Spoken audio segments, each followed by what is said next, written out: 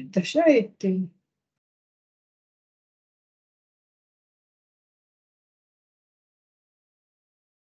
tiene que estar conmigo entonces.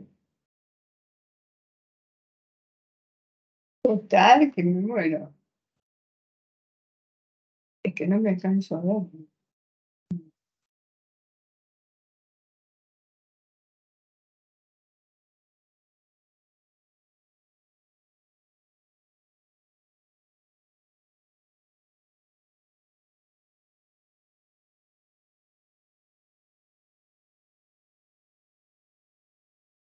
Igual, salvo que me digas que.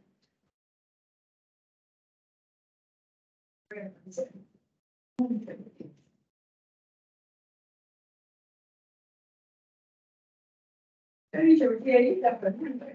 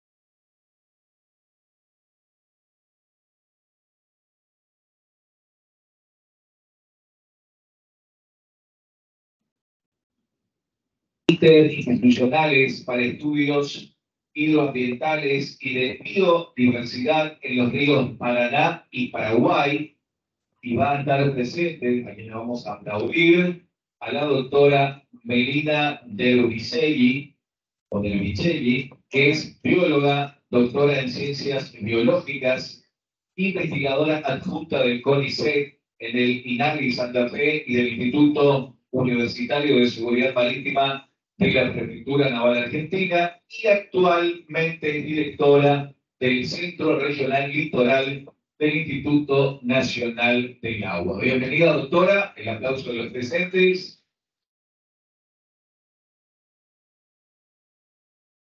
Muchas gracias por la presentación.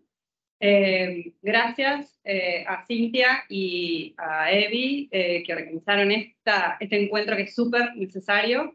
Gracias. Traigo los saludos también del presidente del Instituto Nacional del Agua, Juan Carlos Bertoni, con quien estamos trabajando en esto. Y lo que quiero decirles antes de iniciar la presentación es que lo que les voy a mostrar no es mío, es parte de un proyecto interinstitucional en el que está trabajando un montón de personas, incluso que estaban aquí presentes, y bueno, también está Inés Farrell conectada, que también es parte de este proyecto. Entonces, bueno, contarles que voy a organizar en 3 partes, presentarles ahora este proyecto, después hacer una reflexión acerca de este encuentro, de esta convocatoria, y después pensar un poquito cómo seguimos, ¿sí? En esas 3 partes. Bueno, como les decía, esto es un proyecto interinstitucional, que es una nueva línea de financiamiento del Ministerio de Ciencia y Tecnología de la Nación, que ha llamado a que las instituciones científico-tecnológicas del país se reúnan en cuanto a sus capacidades para empezar a trabajar en conjunto en problemas complejos. Es así que nosotros tenemos este tema, que es avanzar en el entendimiento de los ríos Paraná y Paraguay desde una mirada integrada de sus dimensiones sociales, ambientales y productivas. Al inicio del día de hoy, el subsecretario de Obras Hidráulicas, Gustavo Villauría, puso en relieve justamente esa cuestión, la cuenca del río Paraná, la cuenca del Plata, como un espacio necesario para avanzar en cuestiones productivas, las vulnerabilidades que tiene la cuenca, los 90 millones de habitantes que en ella se encuentran y desarrollan sus tareas, con las interculturalidades que también eso implica, y a su vez la puesta en valor de la biodiversidad y lo que significa para nuestra región esta cuenca. Bueno, en este proyecto participan 3 ministerios, el Ministerio de Seguridad, el Ministerio de Obras Públicas de la Nación y el Ministerio de Ciencia y Tecnología. Somos 23 instituciones que nos hemos reunido con el propósito de fomentar la articulación y la coordinación entre las distintas instituciones que integramos el Sistema Científico-Tecnológico Nacional, sumar capacidades científicas y tecnológicas, ejecutar proyectos de investigación, este proyecto de investigación en forma asociativa y multidisciplinaria, y fomentar la federalización en cuanto al tema que nos toca abordar.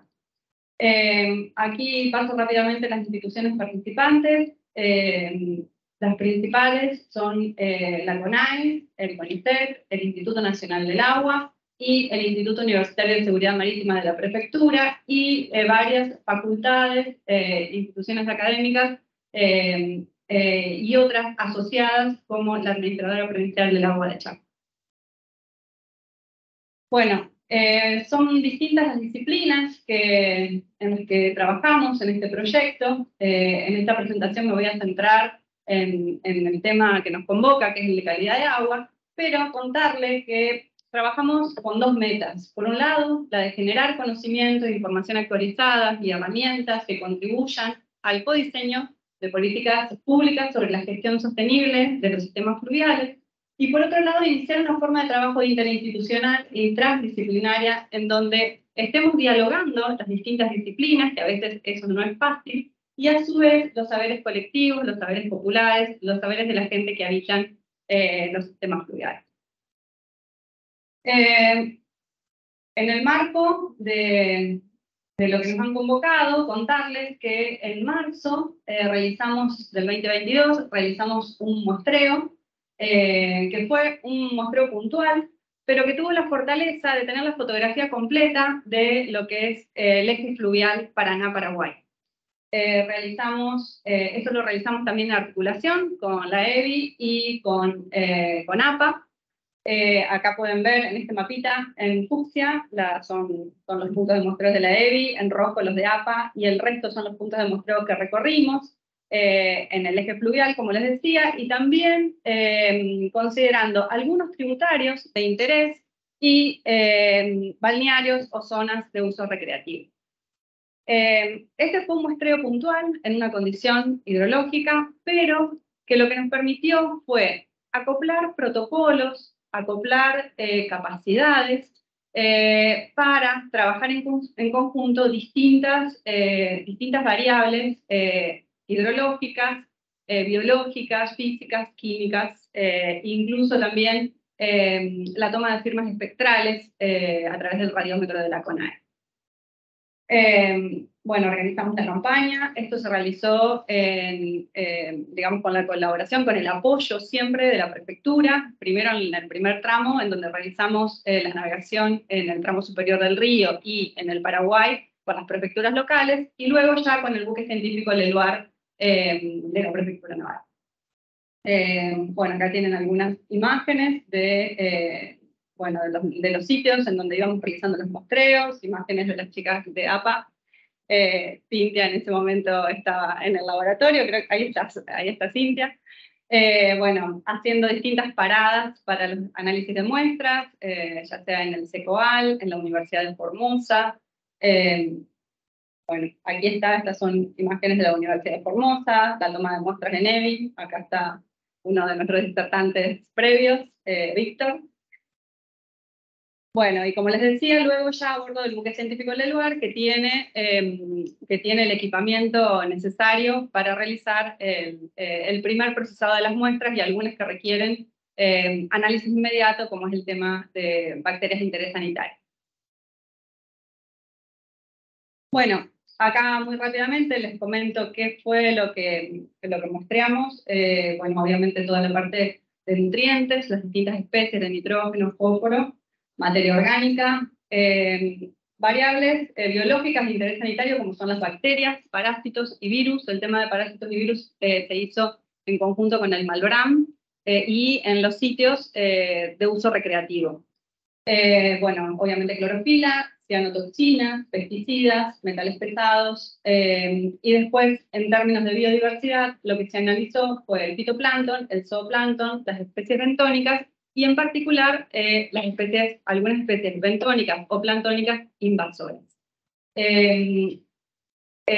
Esto se hizo en conjunto, con las distintas instituciones. De la UNAM participó el equipo de Gladys, de Juana Peso, de Gladys Garrido, Juana Peso y de Norma Maestri junto con Víctor. De APA participó prácticamente de toda la institución.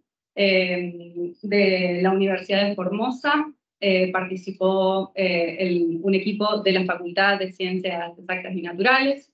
Y después participaron distintos institutos del CONICET, el IEGEBA en Buenos Aires, el SECOAL en Corrientes, el INALI en Santa Fe, y universidades.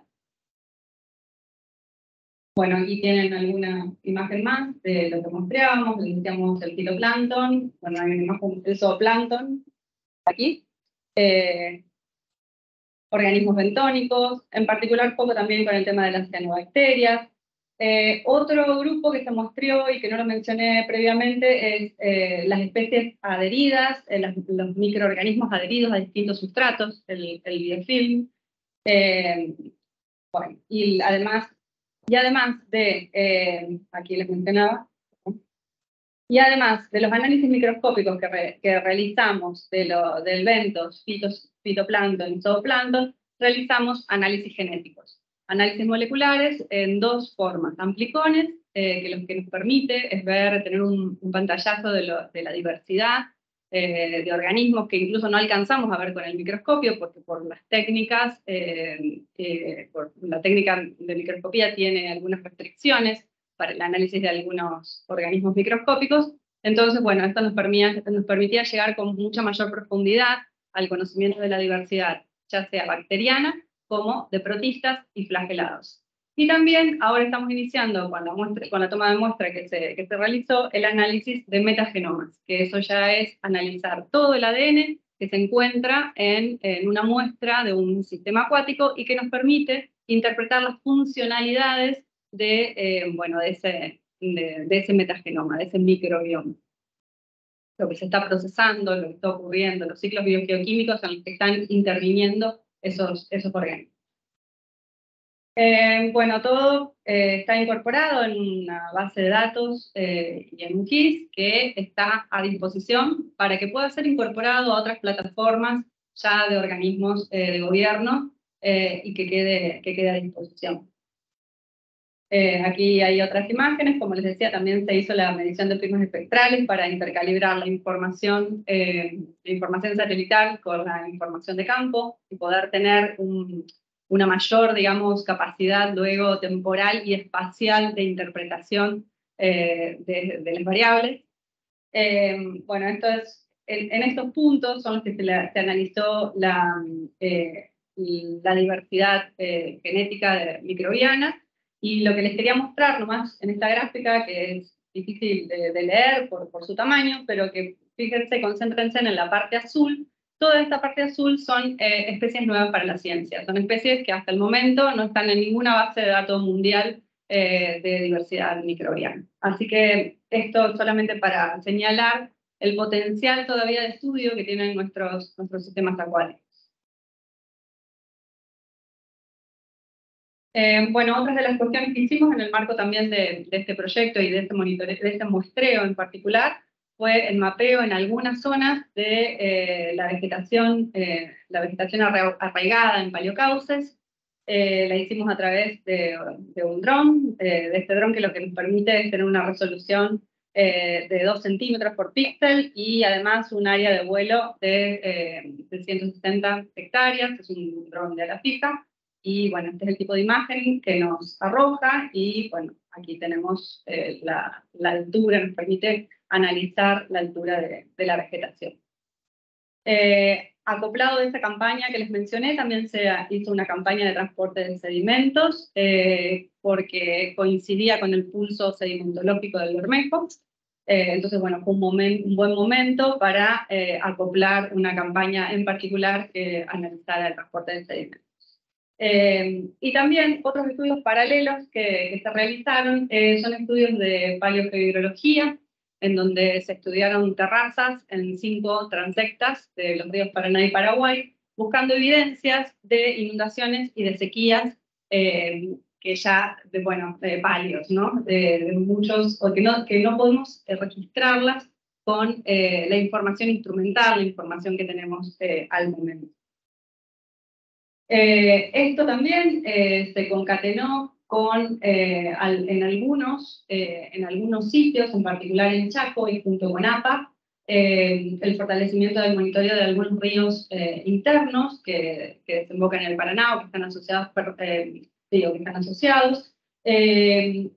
instalando reglas de nivel o haciendo otras mediciones de aforos que requerían estos ambientes. En cuanto a los sitios con tomas de agua, allí o vinculados a alguna toma de agua, se puso especial énfasis en el muestreo de calidad de agua y a su vez se realizó en conjunto con un primer relevamiento de la Prefectura Naval de Argentina un estudio que evidenciara el impacto de los eventos hidrológicos extremos en cuanto a la obra de toma y cuáles eran los máximos y mínimos absolutos en los que las obras de toma corrían algún riesgo. Acoplado a eso, se analizó, porque cada sitio de nuestro río, como bien señalamos, es heterogéneo, con particularidades a lo largo de su eje fluvial. Entonces también acoplamos un análisis, una tabla, analizando las distintas problemáticas. En algunos casos, las tomas sufrieron problemas de salinización, en otros de sedimentos, en otros de algunos pulsos de especies microscópicas que incluso llegaron a tapar los filtros. Bueno, lo voy a pasar, era un videito para mostrarles, pero por último lo que les quería señalar que también estamos haciendo énfasis en estudios etnográficos, es decir, en estudios que complementen todos los análisis científicos que recién estuvimos mostrando, con el conocimiento de las personas que viven vinculadas al río. Esto lo estamos haciendo en algunos territorios del río Paraná y del río Paraguay, acoplando la historia hidrológica del río o el hidrograma del río con las historias de vida de las personas. Lo hicimos en particular durante el periodo de bajante extraordinaria, porque los momentos extremos son momentos que traen a la memoria de las personas eventos extraordinarios. Entonces, un poco aprovechando esa situación, fue que hicimos una recopilación de testimonios y también de evidencias de situaciones que habían atravesado, en algunos casos eran causas secundarias y en otros el cauce principal del río, como parte de recopilar la historia y de sumar saberes al entendimiento, digamos, de los ríos Paraná y Paraguay. Bueno, nada, esto enriquece muchísimo los diálogos de la academia, por decirlo de alguna manera, y lo que buscamos es también tratar de poner en una simetría de diálogo, ¿no? Lo científico-técnico con los saberes de las personas. Y nada, para contar un ejemplo, nosotros evidenciábamos que había un exceso de materia orgánica en un cauce o que había por ejemplo, glenas que nos estaban indicando, bueno, exacto, el tema de un exceso de materia orgánica, bueno, las personas nos indicaban el agua está gorda, digamos, es lo mismo. Sí. Entonces, bueno, la necesidad de tratar de acoplar esos entendimientos en un marco, ¿no? Para tener un mayor entendimiento de los sistemas fluviales. Bueno, eso era lo que les quería compartir. Perdón, acá hay otra fotito. Por ejemplo, también estamos trabajando en una escuela, en una EFA, Escuela de la Familia Agrícola de Formosa, y en algunos otros puntos de Formosa, en particular en el departamento de Las Limitas, en donde las personas, bueno, en términos de coproducción de conocimiento, bueno, ¿cuáles son las variables que las personas necesitan para poder manejar sus producciones?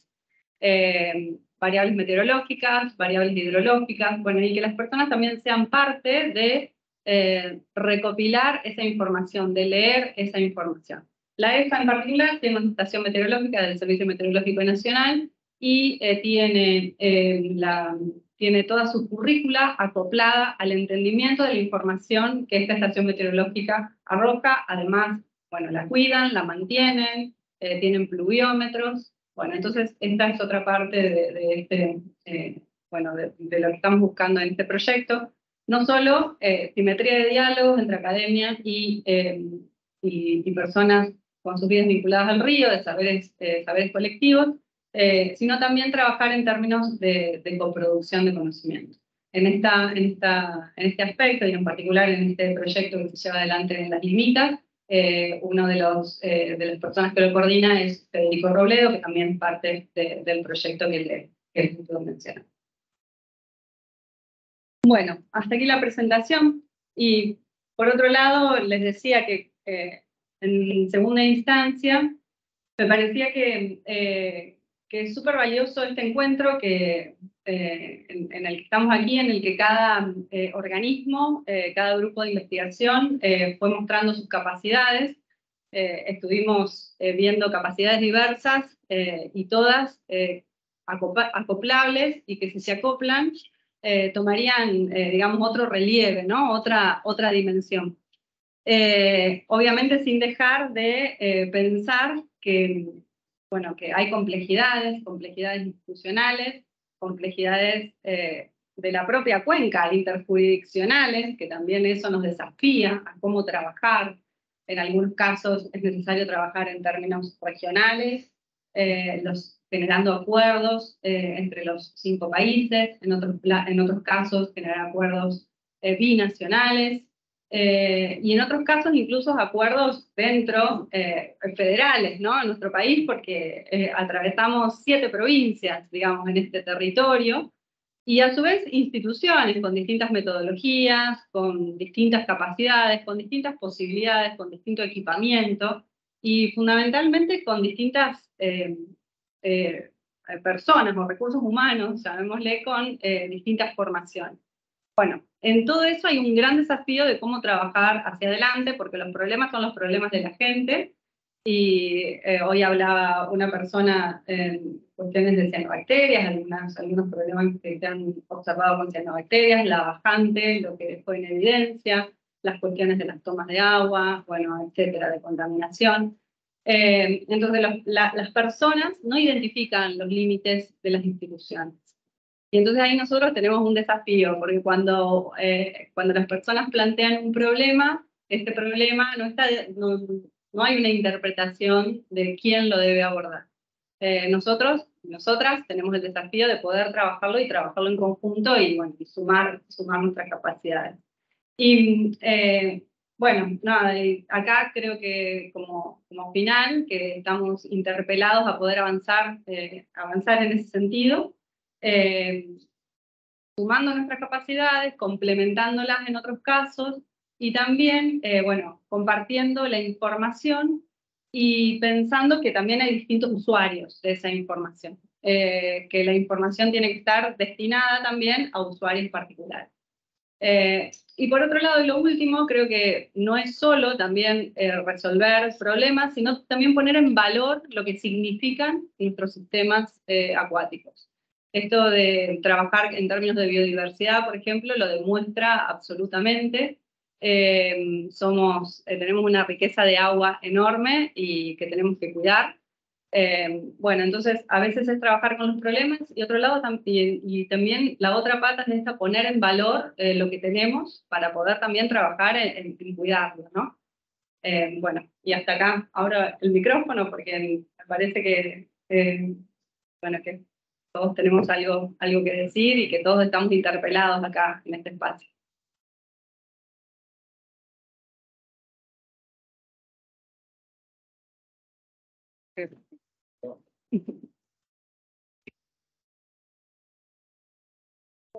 Ay, lo apagué, sin querer.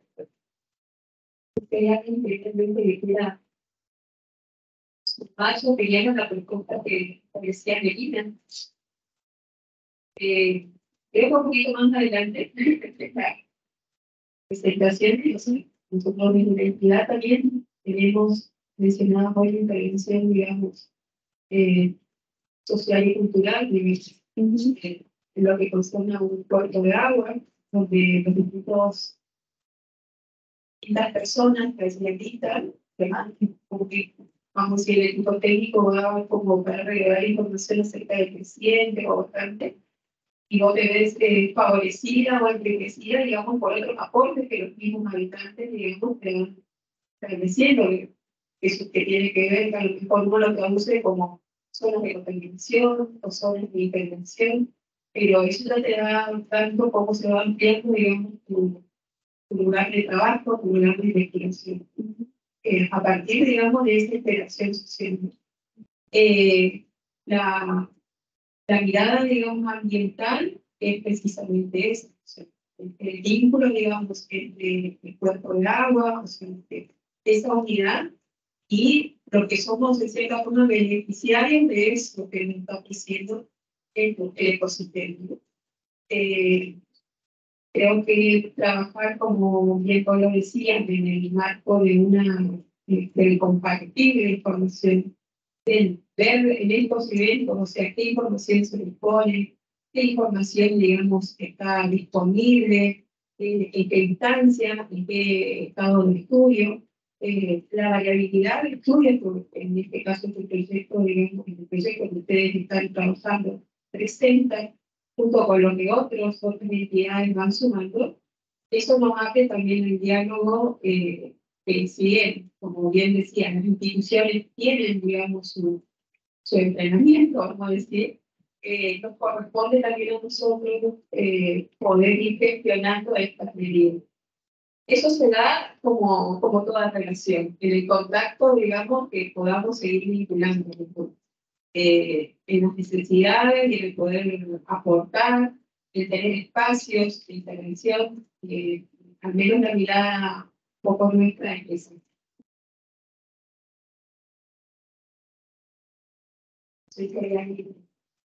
Que valorar el trabajo y tener experiencia, todo un aporte muy significativo para ti. En el Paraná hay bastante estudios, pero en el Paraguay prácticamente no se cuenta con eso. Es un aporte muy significativo más que va a dar a disposición para lo que hace falta para también tomar las medidas.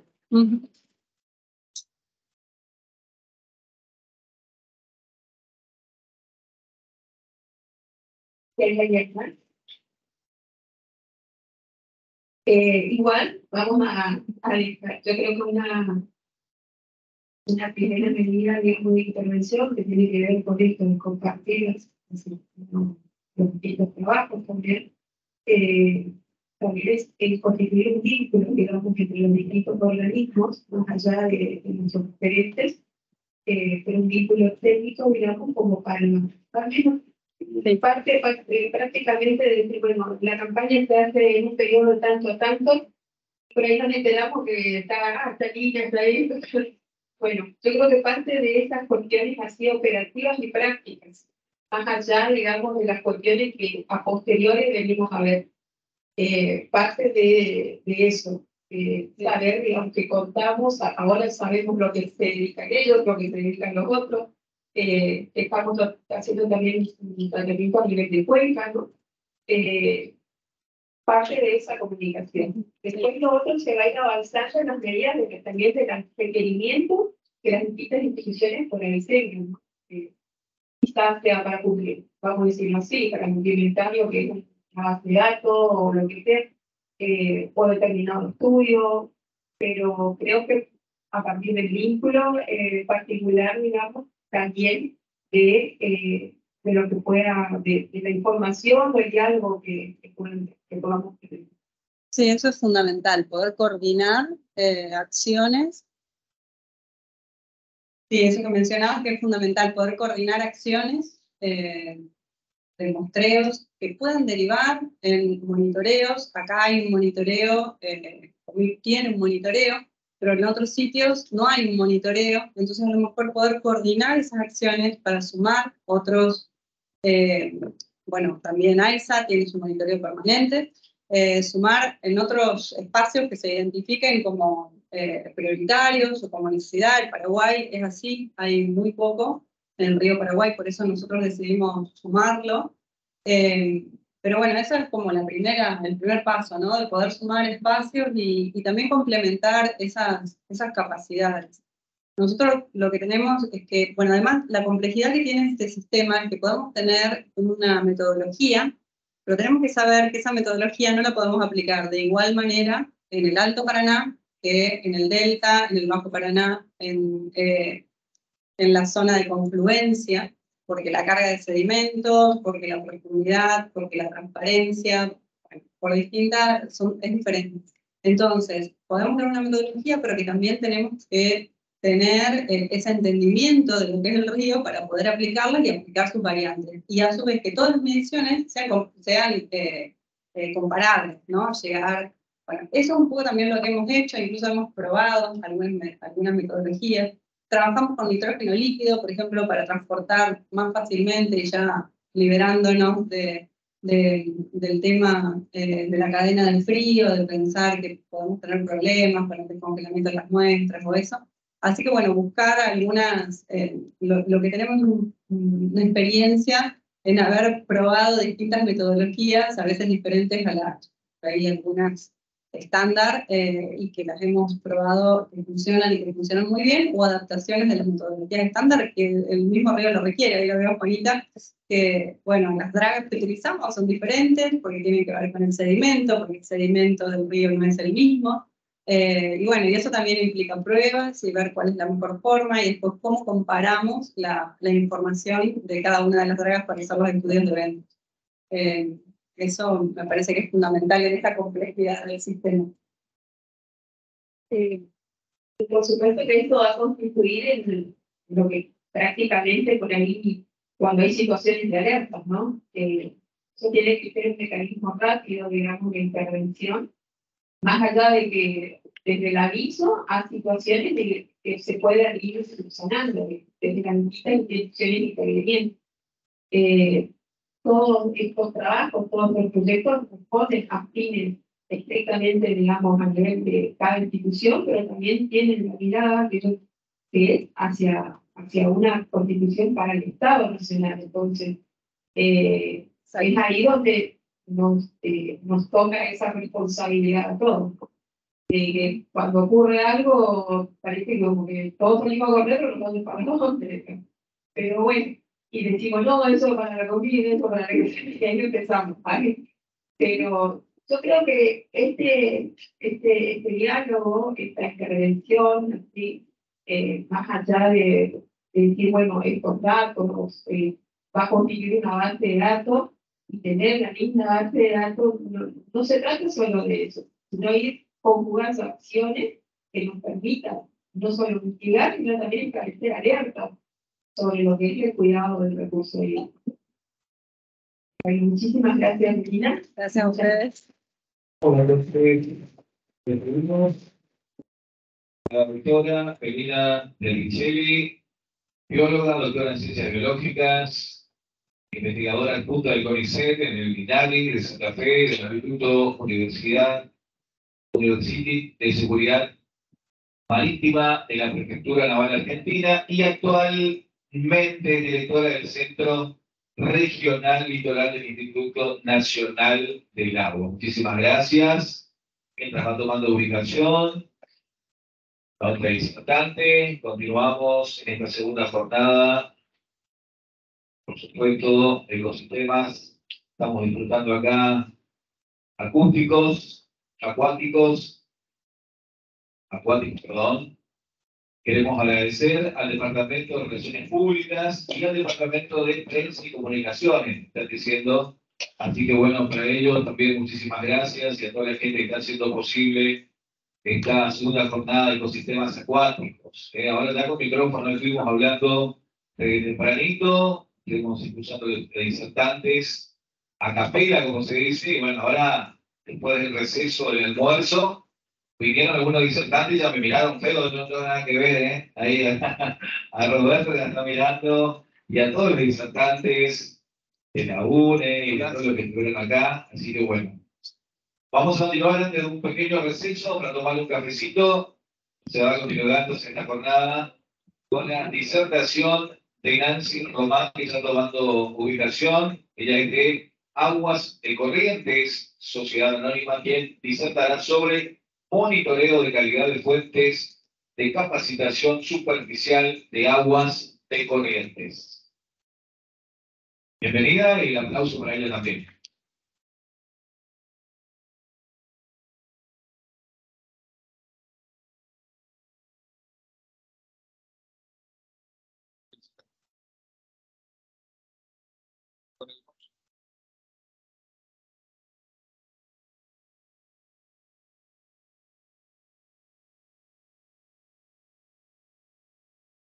Bueno, buen día.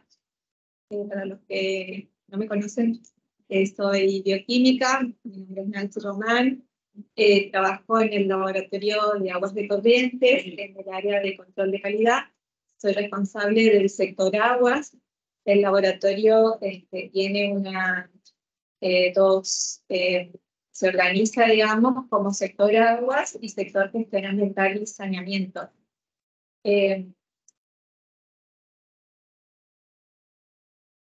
Bueno, en esta oportunidad, continuando lo que habíamos presentado en la primera jornada, que fue el Día del Agua, justamente el 22 de marzo, que nos había invitado a CIRETA a través de Rafael y a través de Cintia, que agradecemos mucho la invitación. Sale la presentación. En esta oportunidad contábamos lo que eran nuestros monitoreos de calidad y hacíamos foco en lo que fue nuestro control de cianobacterias desde el primer evento que tuvimos en el 2004. En esta oportunidad, bueno, vamos a mostrar un poco cuáles son nuestros puntos de monitoreo, nuestro esquema de monitoreo, y también vamos a volver a hacer foco en esto que nos parece una amenaza porque puede llegar a afectar la salud, que son las floraciones de cianobacterias. Y por último vamos a ver cuáles son las necesidades técnicas que surgen justamente del manejo actual de la Organización Mundial de la Salud para las alertas de cianobacterias. Bueno, Aguas de Corrientes es la prestadora del servicio de agua y saneamiento de 14 localidades de la provincia de Corrientes. Ahí podemos ver las localidades concesionadas. Tenemos un porcentaje de cobertura del 95% de cobertura de agua y un 79% de cobertura de servicio de tratamiento cloacal.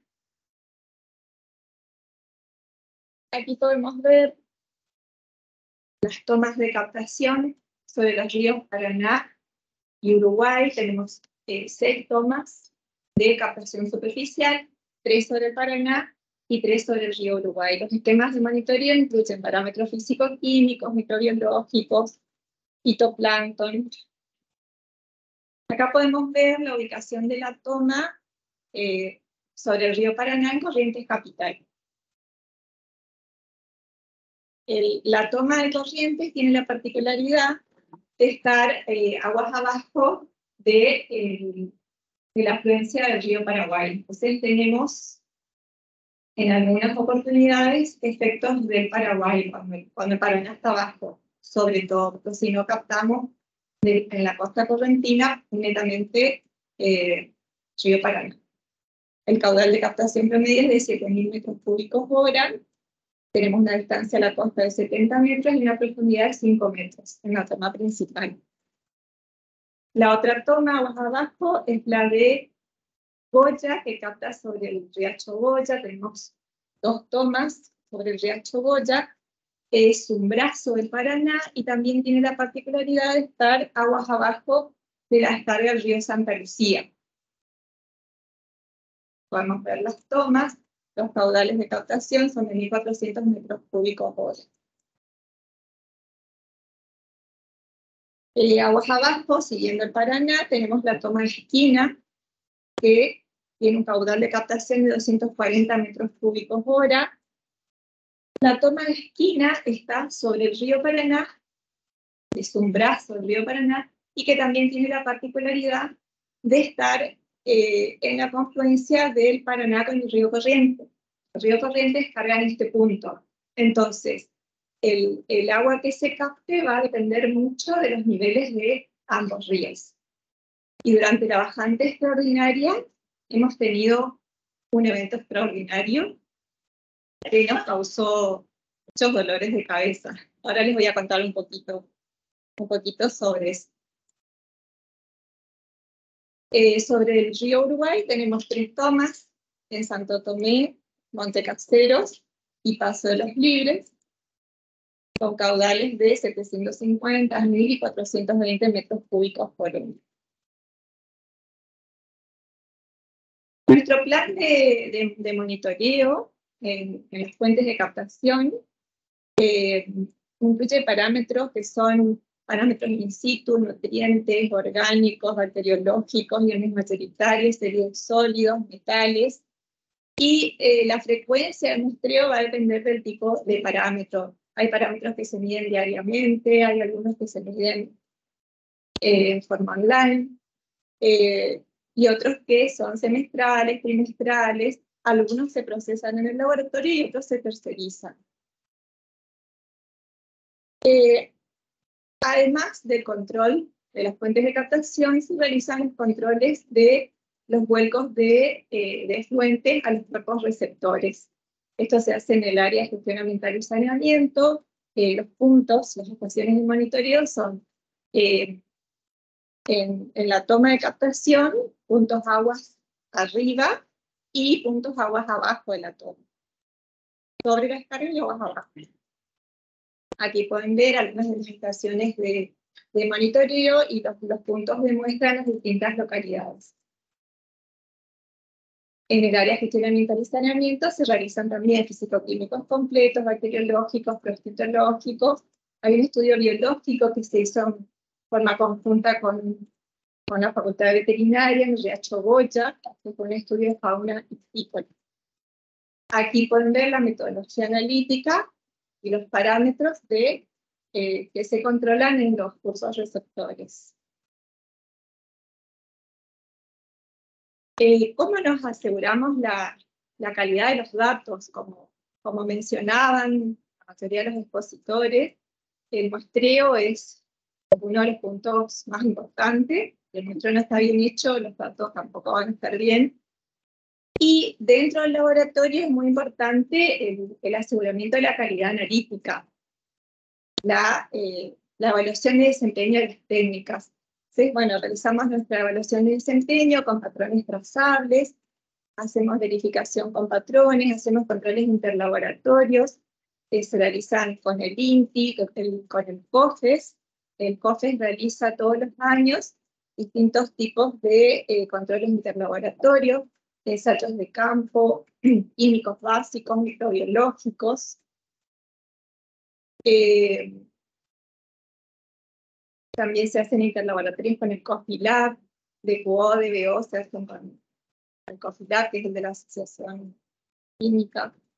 Las técnicas utilizadas son las estándar métodos, desde el más viejito del 2017 hasta el 2020, edición 24, que es la última edición, normas IRAM, usamos técnicas, metodologías de USACH, incluso las de obras sanitarias de la nación, que tuvimos que reflotarlas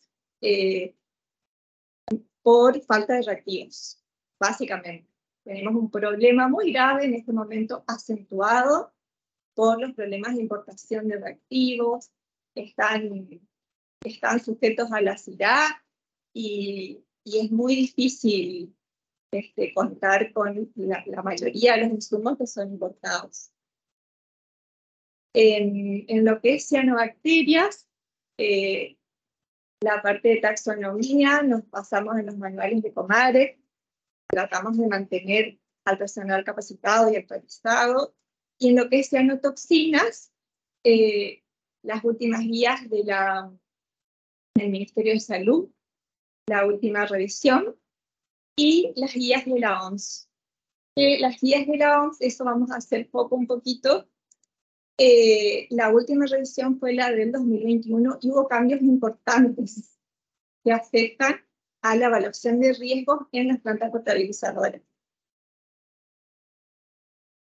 Bueno, estos son algunos de los interlaboratorios con sus resultados, 25 parámetros, un 100% satisfactorio, esto es del 2022, con el INTI, con el COFES, los de ensayos de campo, químicos básicos, microbiológicos. Mantenemos al personal capacitado, estas son algunas de las capacitaciones en el 2022. Ahí podemos ver capacitación del fluorómetro, que ahora está instalado en Itaibaté, capacitación de María, el fluorómetro. Capacitación en taxonomía, como les decía, para estar seguros de qué especies de cianobacterias estamos hablando, tenemos que estar capacitados. Y los taxónomos tienen una particularidad, los biólogos tienen una particularidad. Todos los años nos cambian de lugar a las bacterias, a las algas, a las cianobacterias. O cambian de nombre, o cambian de lugar. Entonces hay que estar permanentemente actualizados. Esto es la asistencia al interlaboratorio de ensayos de campo realizada por el COFES en Córdoba. Y internamente hemos realizado ahora, hace muy poquito, una jornada interna de capacitación en taxonomía, que la dictó Silvia Otaño, que es oceanógrafa, con muchísima experiencia en identificación taxonómica.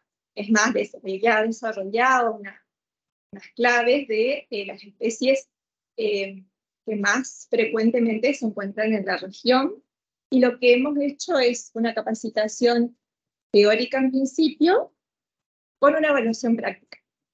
La evaluación consistía en una muestra incógnita, y teníamos que identificar y contar, hacer recuento. Esto es capacitación en microbiología, en AISA, en técnicas de filtración por membrana.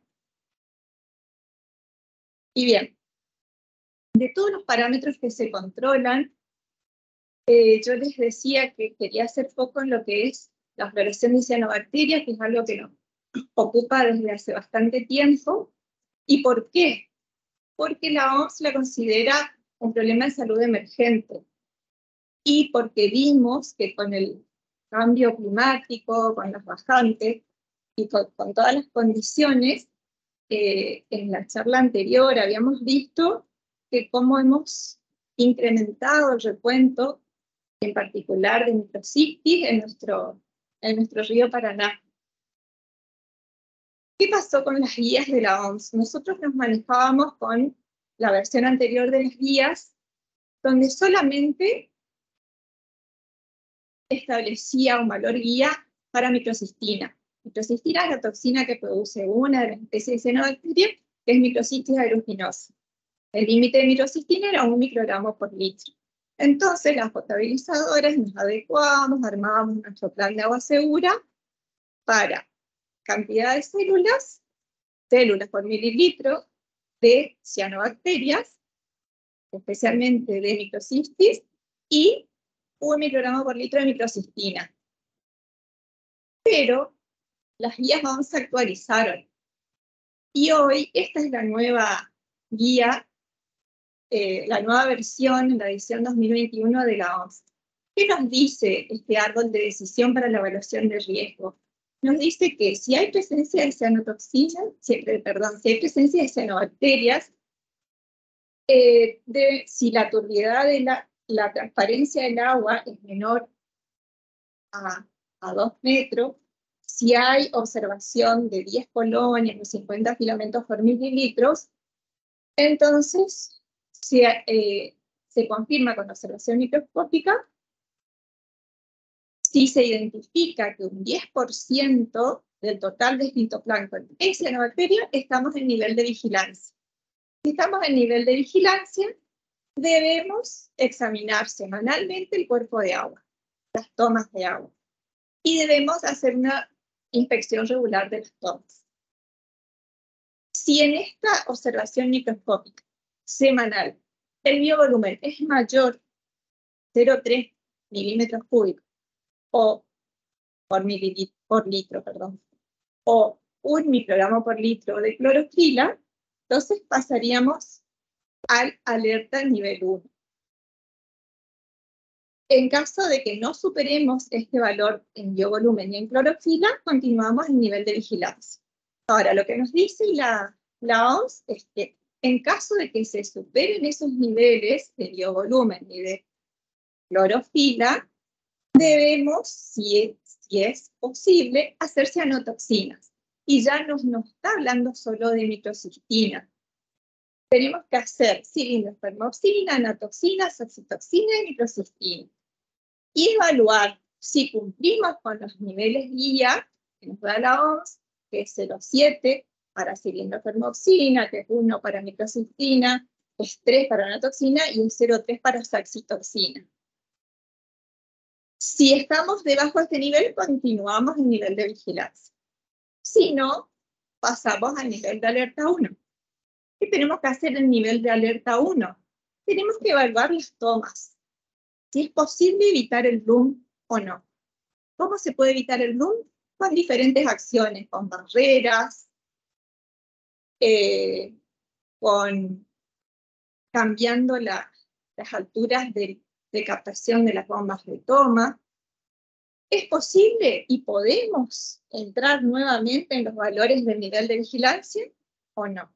Si esto no es posible, tenemos que ver si la planta puede remover, si puede remover células y si puede remover cianotoxinas. Entonces, para que nosotros podamos evaluar esto, ¿qué nos dice? Es aconsejable que hagan cianotoxinas. ¿Y dónde? En el cuerpo de agua y en la salida. Tenemos que hacer cianotoxinas para evaluar remoción. Tenemos que hacer recuento expresado en biovolumen para hacer remoción. Y de esta forma podemos evaluar si el tratamiento es efectivo para remoción de células y toxinas o no. En caso de que el tratamiento no sea efectivo, que se supere este nivel, ya entraríamos a consultar con otras agencias, con las autoridades de salud, de medio ambiente, informar a los grupos sensibles sobre todo a los que cuidan de bebés, de infantes, de niños, considerar la implementación de planes de contingencia, incluso tratamientos avanzados o entrega de agua segura, digamos, de otras fuentes. Se continúa con el examen microscópico y si este examen revela un biovolumen mayor a 4 milímetros cúbicos por litro o más de 12 microgramos por litro de clorofila, estaríamos en nivel de alerta 2. Nuevamente hay que hacer la determinación de cianotoxinas, y si estas cianotoxinas superan 3 para cilindrofermoxina, 12 para microcestina, 30 para la toxina, o 3 para saxitoxina, tenemos un elevado riesgo para la salud humana. Y en este caso ya es mandatorio el uso de agua segura, o sea, de otra fuente que no sea la del tratamiento. Se consulta con las autoridades de salud, y se implementan planes de contingencia y tratamientos especiales. Entonces, este es un resumen de las guías OMS. O sea, son los nuevos niveles en los que nos tenemos que basar. Para microcistina a corto plazo, hasta 12 microgramos por litro, 2 semanas. Entonces, si podemos adecuar el sistema y en 2 semanas bajar de 12 a 1 microgramo por litro, hasta eso está permitido. Y para las otras toxinas están los niveles. Y los diferentes alertas. Los alertas están dados en biovolumen y en clorofila. Nosotros tenemos que tener la relación de biovolumen y de clorofila con la cantidad de toxina que tiene cada especie y con la cantidad de células. Nosotros veníamos haciendo recuentos de células por mililitro. Y esto tenemos que expresarlo como biovolumen.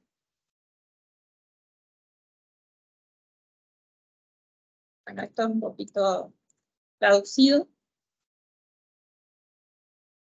En base a las guías OMS, como les contaba, las proveedoras de agua establecemos nuestro plan de agua segura.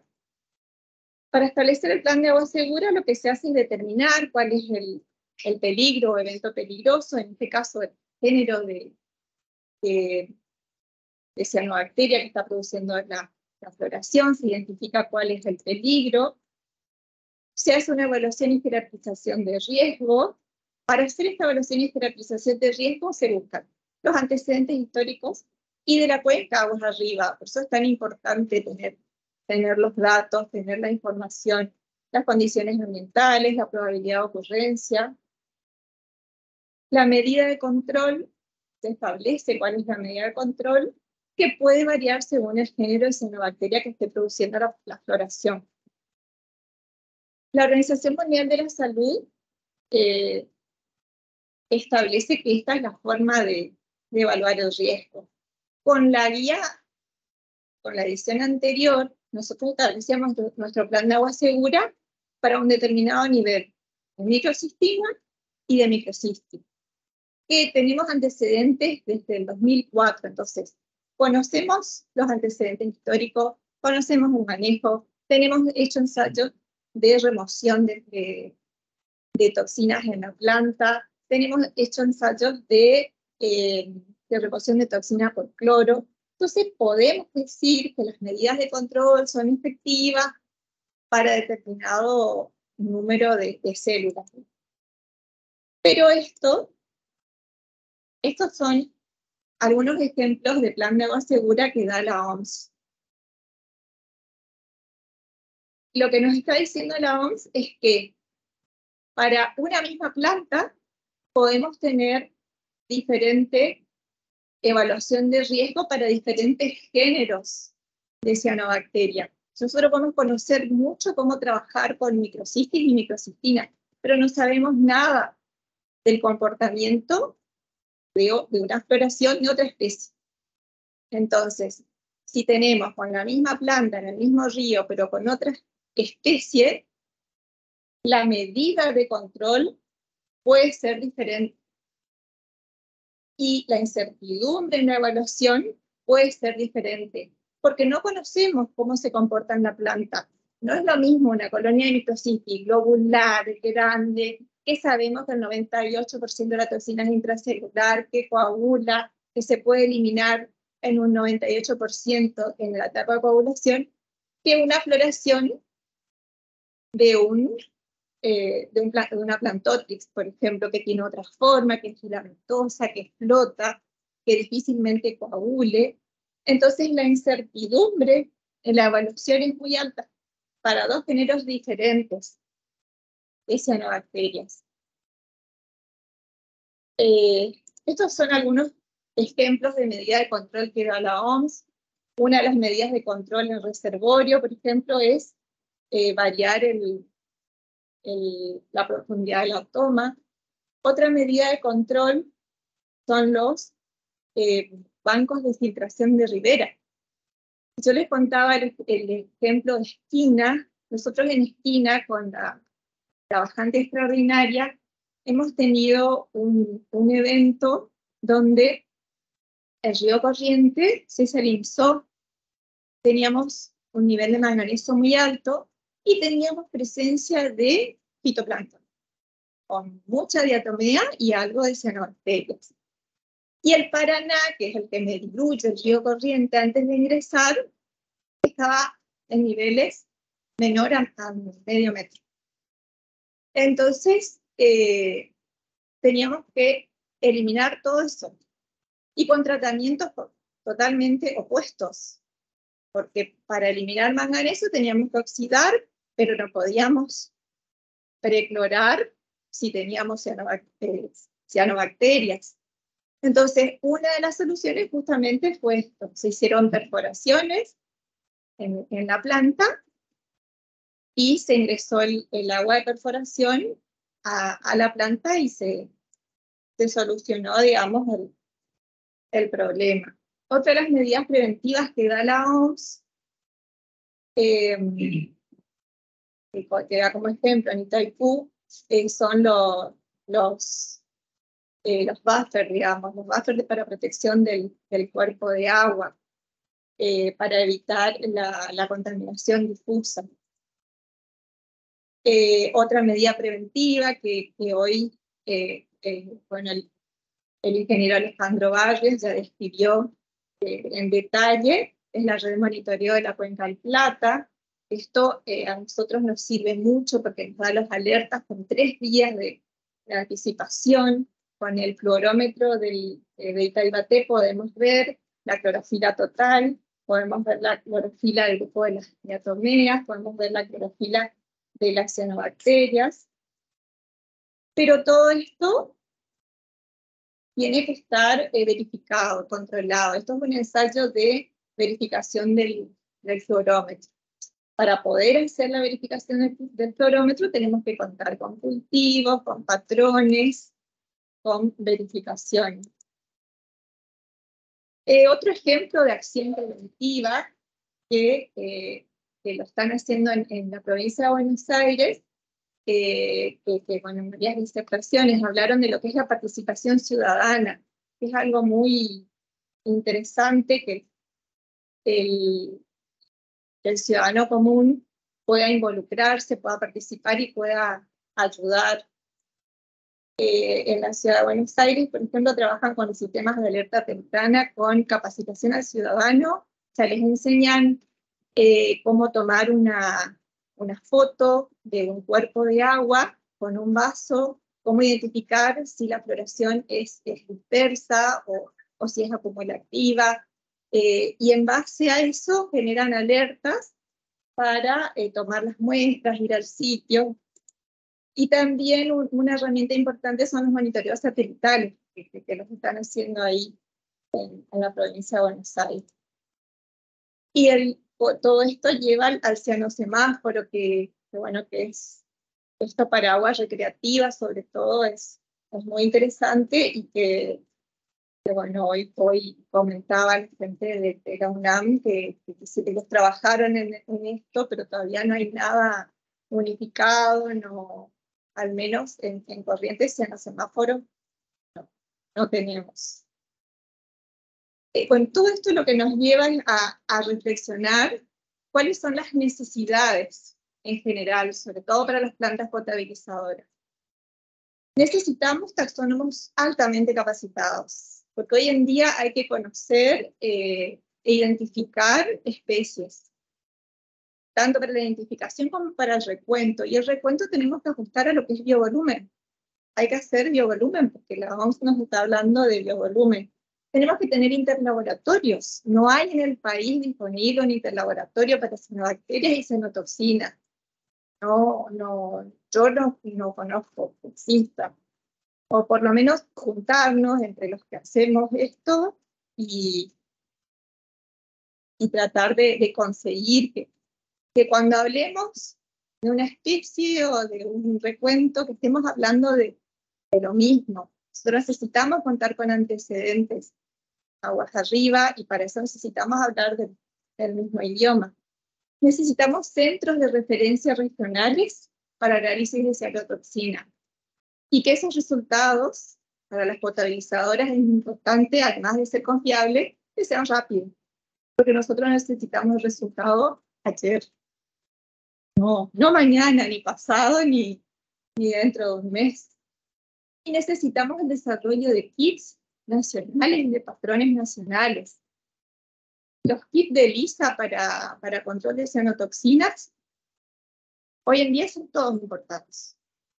Y una importación de un kit significa hoy en día 1 año o más.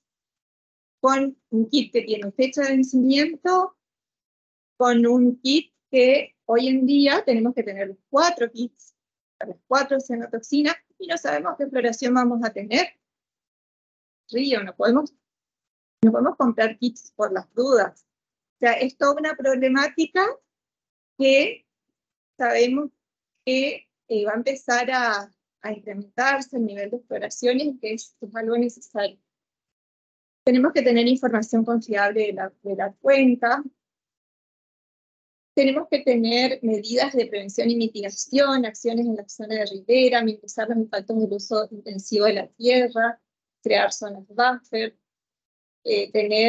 sería lo ideal poder contar con monitoreo satelital y monitoreo conjunto de los recursos hídricos transfronterizos, armonización de las bases de datos, participación ciudadana. Y para cerrar,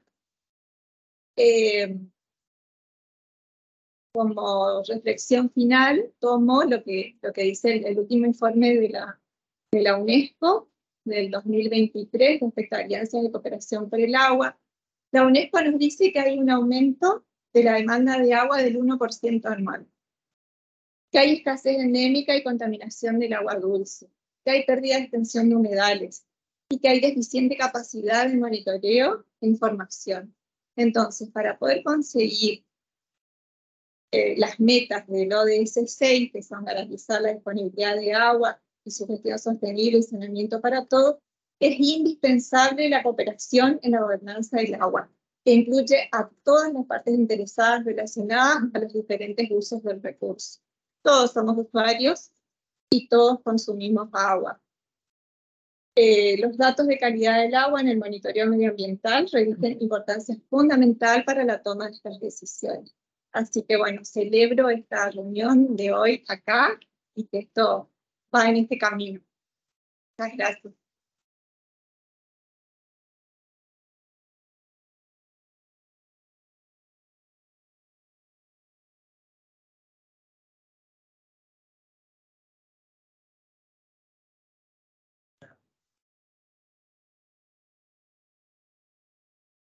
Nosotros venimos monitoreando cianobacterias desde el 2004.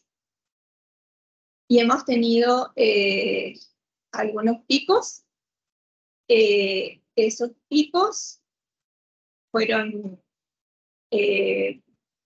variando, hemos tenido algunos más intensos, otros menores, pero el pico más alto fue en el 2021. En el 2021, por el tema de la cárcel y de la sequía, las quemas, todos fueron influenciando, sobre todo el calor. que llegamos a 30.000 células por mililitro en la toma, teniendo en cuenta que el agua que se capta en la toma no es superficial, sino que es el agua que ingresa, que es la que capta la bomba profunda. Ahí había 30.000. O sea, en superficie había mucho más. Había mucho más. ¿Alguna consulta más? ¿Alguna pregunta? Agradecemos entonces, ¿sí?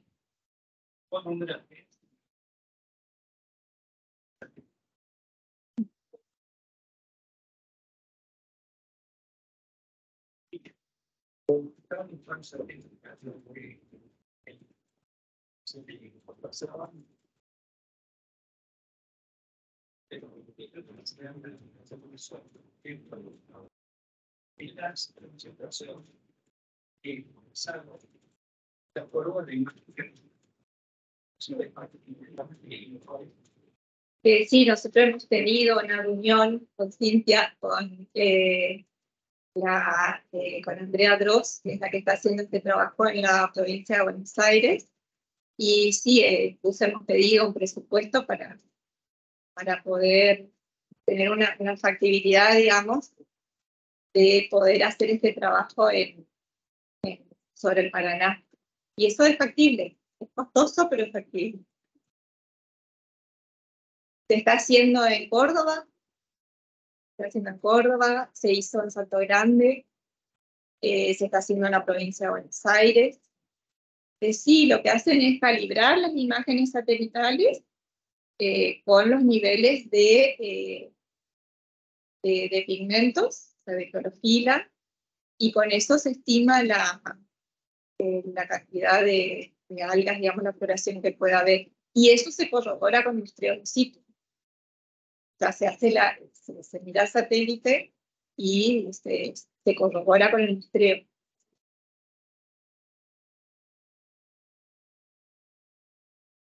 Entonces, si no hay nadie más que vaya a preguntar, le vamos a dar muchas gracias. Vamos a despedir entonces a la señora Nancy Román de Aguas de Corrientes, Sociedad Anónima, quien estuvo hablándonos sobre monitoreo de calidad de fuentes de capacitación superficial de aguas de Corrientes. Muchas gracias, aplausos para ella.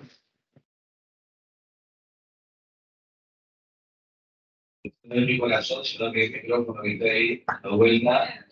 Estamos viendo nomás. Van a pensar que es mi corazón, que tiene ganas de tomar un cafecito. No sé si le preguntamos a la coordinadora qué hacemos. O terminamos y le tomamos el cafecito, o sea que está ahí instalada, como usted diga, usted es la jefa. Además de ser la jefa del sector medio, es la que coordina esta segunda jornada hoy aquí. No, que destina al público, dijimos juntar, pero no. Ya que está ahí, ¿qué prefiere que cerremos? ¿Seguimos? Seguimos. ¿Sí? Vamos a presentarla entonces porque ella es la que ha coordinado toda esta segunda jornada de cocineras. Perdón, voy a llamar a parte del equipo del sector del medio ambiente, Héctor y Diego, se pueden. Y lo vamos. Aplauso para el señor Héctor, para Diego. Para el licenciado Diego Pérez, el licenciado Héctor Concati. Estuvieron aportando desde temprano ya con diferentes representantes. Ecosistemas acuáticos con el plan Cultivando Agua Buena, la ingeniera Cintia Bogarín.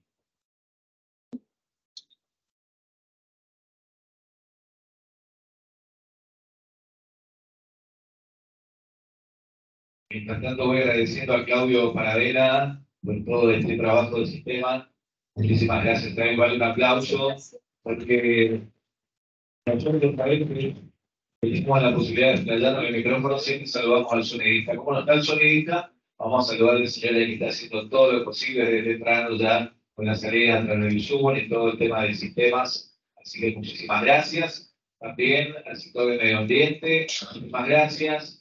A los asentamientos, muchísimas gracias. Estaba la licenciada Alicia Carazawa. Muchísimas gracias a ella, a todo su equipo que está ahí todavía. Y por supuesto también al Departamento de Relaciones Públicas de la entidad binacional Yacyretá. Muchas gracias. Bueno, creo que la presentación esta va a constituir parte de todo lo que fueron aportando los que ya van a ver un poquito. En cierta forma, veo que estamos bastante bien encaminados, digamos, en lo que constituye, lo que voy a comentarles un poquito acá, que es el plan de gestión ambiental, ¿no? Que tiene la entidad binacional yacyretá. El sector de medio ambiente pertenece al Departamento de Obras Complementarias. Nosotros tenemos lo que constituye el plan de gestión socioambiental.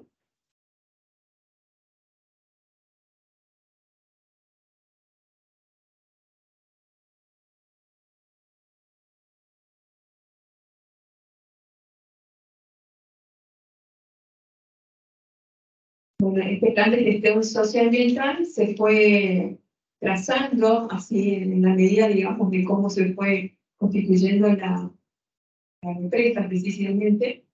Hoy acá un poco me acompañan también quienes han sido parte de los distintos años, digamos, que fue acompañando todo este proceso. Por lo tanto, los gobiernos de Argentina y Paraguay, en el año 1973, suscribieron, digamos, lo que es el Tratado de Yacyretá para la ejecución de lo que es el proyecto hidroeléctrico. Entonces, en todo se hizo en base, digamos, al aprovechamiento de las aguas del río Paraná, principalmente como un recurso natural renovable con determinados fines específicos que estaban descritos ahí, que constituían precisamente para la producción de energía eléctrica, para satisfacer una demanda, atenuar aquellos efectos eventuales de las crecidas, mejorar las condiciones de navegabilidad y facilitar el desarrollo del riego en las áreas, ¿no? En el año 1983, con la construcción específica, con el inicio de la construcción de Yacyretá, que a través, en coincidencia, digamos, con la vinculación de distintos organismos multilaterales de crédito, se establece lo que constituyó el Programa del Medio Ambiente, el PMA, en el año 83, cuyas bases estaban centradas en aquellos estudios ambientales para conocer el medio donde se iban a implementar las obras.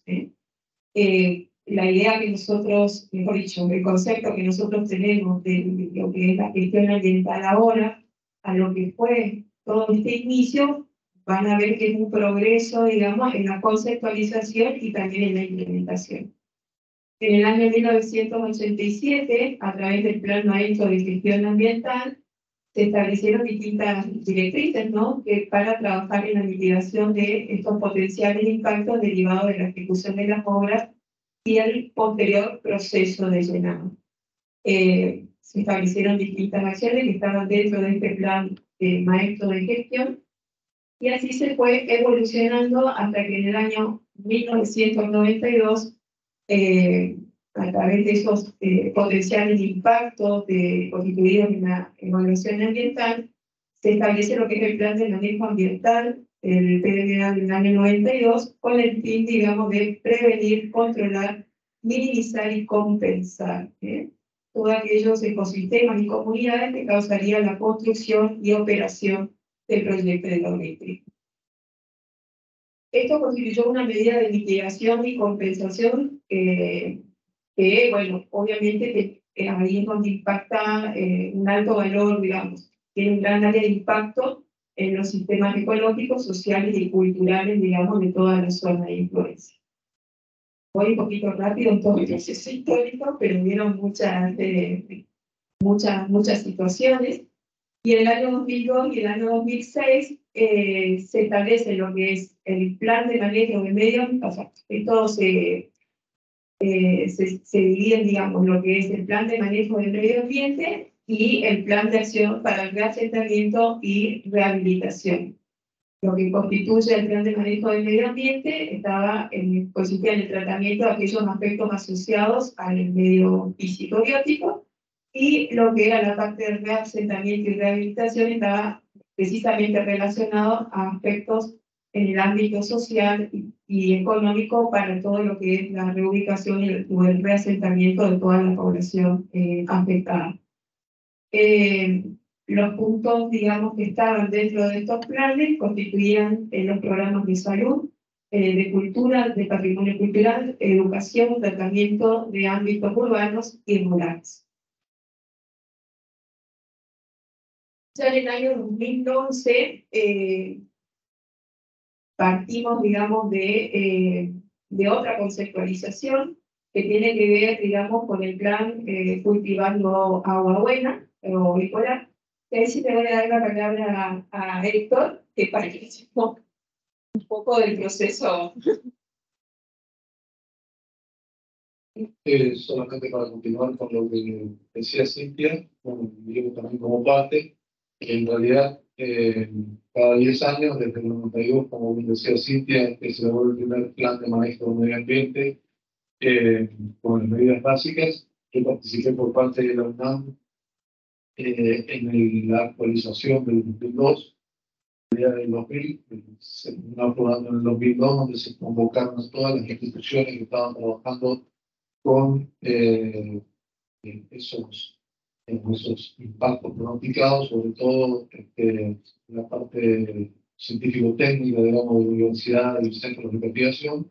Y en el 2011, en febrero del 2011, en el ordenado a cuota de diseño del embalse, lo que se hizo fue tomar un poco el modelo fundamentalmente filosófico de Itaipú, digamos, en cuanto a transponer la poligonal de expropiación y trabajar con las cuencas hidrográficas.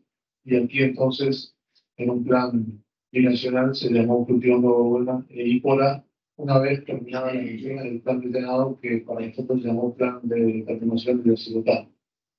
En realidad, el plan de determinación, lo que hicimos fue ejecutar la totalidad de las acciones del plan de manejo del medio ambiente. O sea, terminar de compensar todas las áreas inundadas con áreas de reserva y demás acciones ambientales para el llenado de cualquier embalse.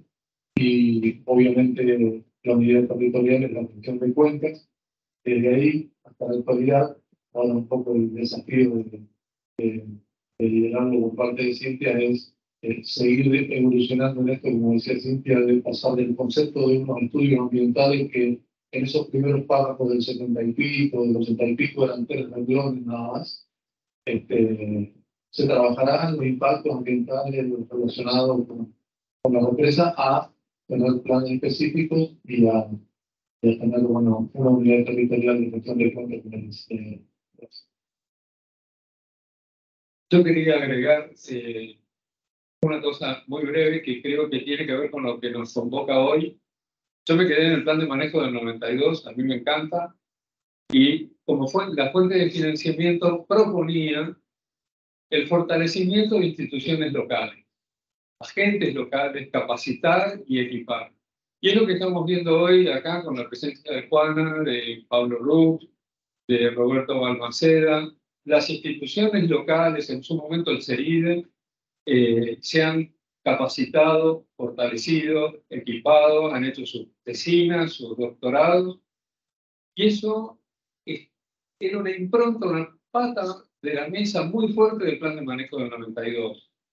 Eso venía financiado por el Banco Mundial, algunas actividades y otras por el BID. Y creo que cristalizó y se ve en una reunión como hoy, que, como decía Pablo, la UNE y la UNAM ahora, no es que nunca han competido, pero ahora comparten recursos. Entonces eso ha hecho que nosotros nos beneficiemos como contratantes de estas contrapartes en un montón de sentidos. Así que solo quería agregar eso.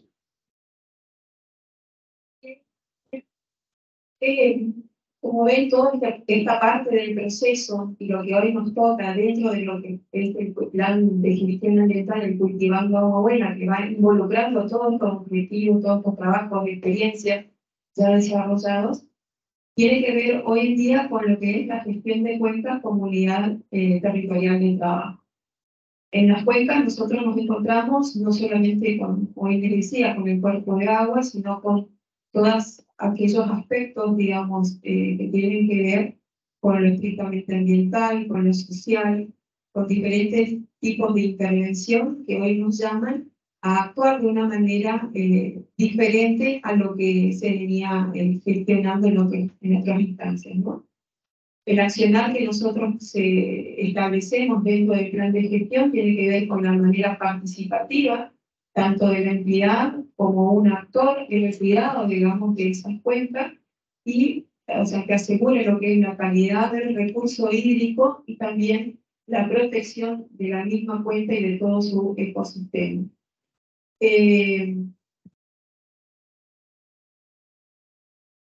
Dentro del plan Cultivando Agua Buena también se integran tanto los sectores sociales como el medio ambiente, tienen en cuenta también aquellos objetivos que hoy precisamente nombrábamos, que eran los objetivos de desarrollo sostenible, ¿no?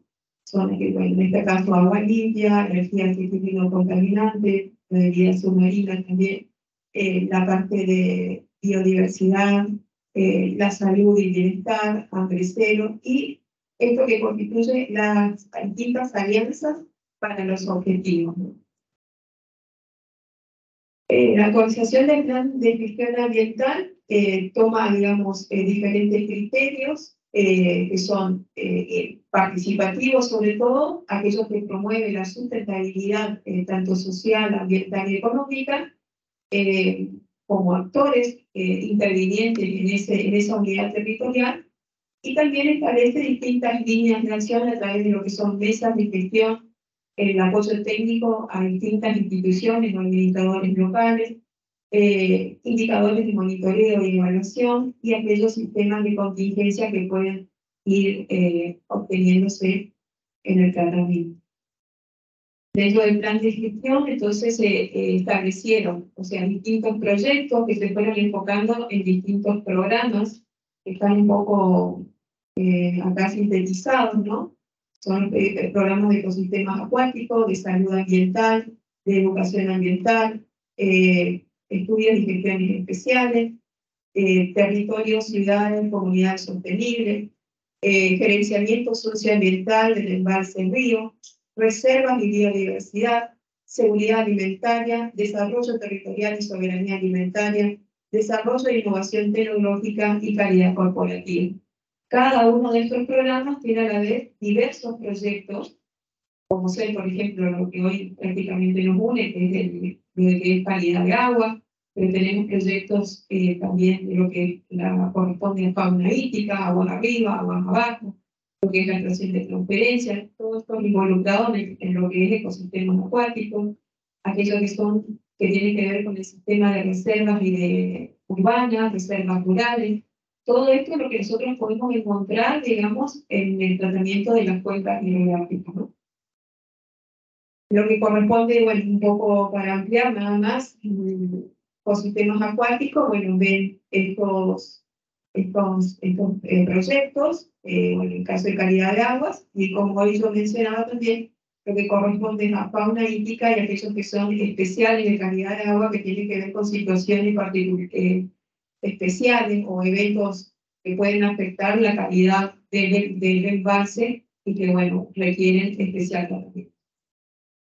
Bueno, esto acá un poco lo que ya pasó Roberto, como con respecto al convenio de calidad de agua que tiene la entidad nacional con la UNAM y con la CONVID, que ya le había mostrado las estaciones de monitoreo. Un poco nada más para mencionar aquellas, además de lo que corresponde al cuerpo principal, aquellas áreas urbanas y periurbanas que están vinculados a los distintos arroyos y subembalses urbanos y rurales.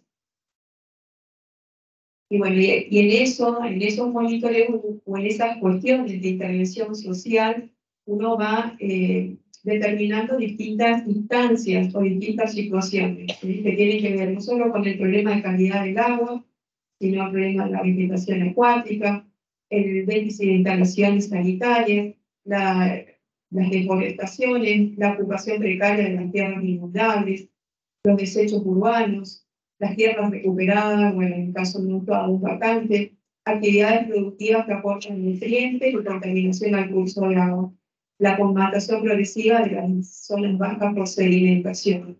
Estas son algunas cuestiones de tratamiento que nosotros tenemos en lo que es las cuencas, ¿no? O los subembalses. A partir de esto surge, digamos, no es que surge, está el concepto de lo que hoy en día es la nueva ribera. Nosotros a una instancia ya de llenado del embalse, la nueva ribera está definida entre el cuerpo de agua y la poligonal de afectación, que constituye así una necesidad de establecer un régimen protectorio. Ese régimen protectorio no solamente tiene que ver con la protección de esos subembalses, o todo, digamos, desde, como yo decía, desde la poligonal a lo que queda del territorio, sino también en cuidar precisamente lo que es el cuerpo de agua, llámese el río Paraná o los distintos subembalses, y también aquello que constituye como materia prima para la generación de energía. Entonces es un territorio muy amplio, donde requiere intervenciones necesarias por municipios, requiere intervenciones con las distintas comunidades. Cuando uno va a digamos, en un subembalse, encuentra situaciones muy particulares que tienen que ver con estado sanitario, o que tiran la basura, o tenés una reserva. Todo eso hay que darle una gestión y un tratamiento para que eso precisamente no afecte lo que nosotros tratamos de proteger, ¿no? Esta nueva ribera o ese subembalse. Ese régimen especial de protección del territorio es, en el caso, digamos, constituido por la nueva ribera, y que está bajo dominio y administración de la DEDI, es lo que va a requerir mantener y restablecer de algún grado también la conectividad de distintos ecosistemas. Nosotros vemos en el territorio que hay zonas, digamos, que están definidas por zonas de reservas, zonas de áreas protegidas, zonas que todavía no están ni siquiera definidas, digamos, que requieren, digamos, de una evaluación ecosistémica. Y bueno, la intención, digamos, de la entidad nacional es ir estableciendo distintas conexiones entre los estados, digamos, ambientales o naturales, y a la vez también ver los usos de las mismas, mejor dicho, la categorización de los distintos aspectos territoriales para ir definiendo esa zona. Esa área especial, digamos, es la que nosotros constituimos en un proyecto, digamos, que está establecido como área especial denominado el Corredor Biológico Costero, donde prima la necesidad de protección ambiental, vamos a decirlo así, pero en el marco de lo que constituye hoy esta nueva ribera o esta línea entre la poligonal y el cuerpo de agua. Se trata de promover el desarrollo de la entidad binacional, el desarrollo sostenible de las áreas de interés de la entidad y actuar con responsabilidad social ambiental para mejorar la calidad de vida de las comunidades, de modo que logre un impacto positivo en la región y en la población que allí habita.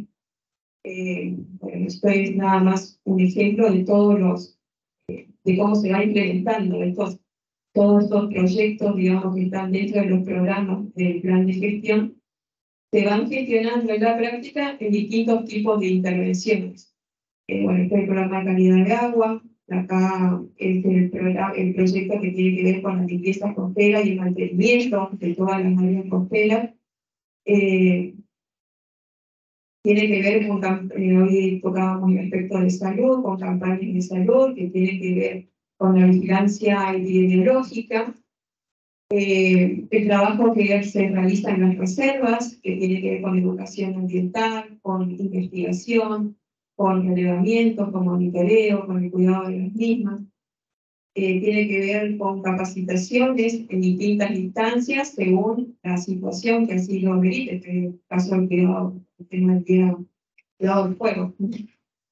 Tiene que ver con proyectos, digamos, de promoción en el territorio, de promoción productiva, en este caso es la actividad de piscicultura, siempre con entidades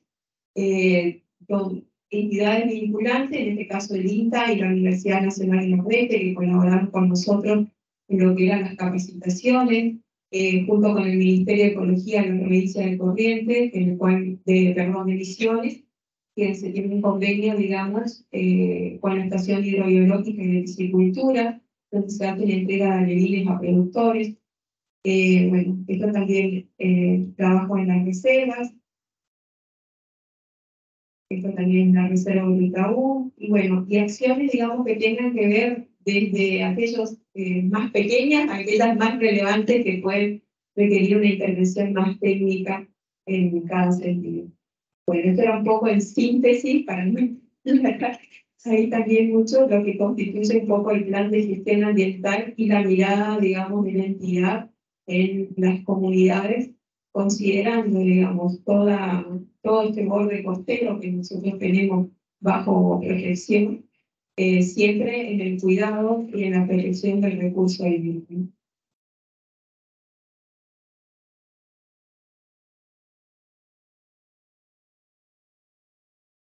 Bueno, entonces, llegamos al final. Llegamos al final de esta segunda jornada de ecosistemas acuáticos. Muchísimas gracias a ellos que han sido los encargados de hacer el cierre. La ingeniera Cintia Bogarín y todo su equipo. Ella estuvo coordinando este evento hoy en el marco del Día Nacional de la Conciencia Ambiental. Muchas gracias. Agradecemos a todos los disertantes que estuvieron presentes, a los funcionarios que nos estuvo abriendo hoy con las palabras de bienvenida, el subjefe de Obras Complementarias, doctor Adrián Bellone, integrantes de SAMSA, de Limas, de la Asociación Provincial de Agua de la provincia del Chaco, el ingeniero Daniel Pegoraro, muchísimas gracias. Miembros de la Universidad Nacional de Misiones también, miembros de la Universidad del Nordeste, el director de Gestión Integral de Residuos Sólidos Urbanos, ingeniero Héctor Cardoso, muchísimas gracias. Acá la doctora Melina, de Bercelli, muchísimas gracias.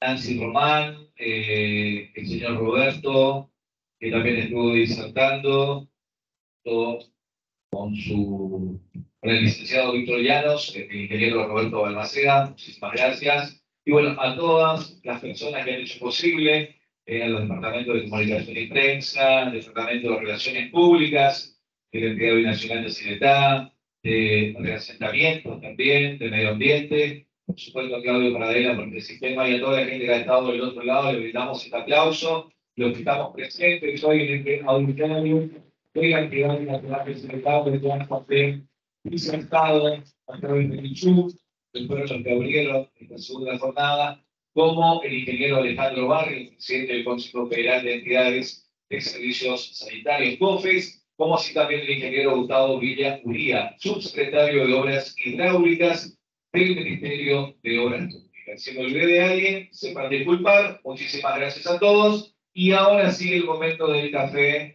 del break, del coffee, para hacer un poquito de la digestión, lo que fueron al largo del día, el Tacuá, todos los restaurantes de la costanera. Los que son de Posadas, para el retorno a sus hogares, los que son de otras ciudades, un buen retorno, a los hermanos correntinos, a la gente de Buenos Aires y por supuesto a la gente del Paraguay también, que retornen de la mejor manera. Muchas gracias a todos.